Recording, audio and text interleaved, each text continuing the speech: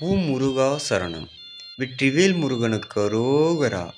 இன்றைய நாள் இனிய நாளாக அமைய எல்லாம் வல்ல அப்பன் முருகனின் அருள் எல்லோருக்கும் கிடைக்கப் பெறுக. நாம் வாழும் வாழ்க்கையில் சந்தோஷமாகவும் நிம்மதியாகவும் வாழ எளிய வகை 5 வழிகள் சொல்லப்படுகின்றன. 1. யாரையும் குறிப்பிட்ட அளவுக்கு மேல் நம்பக்கூடாது என்றும். 2. எதன் மீதும் எப்போதும் அதிக ஆசைப்படக்கூடாது என்றும். 3.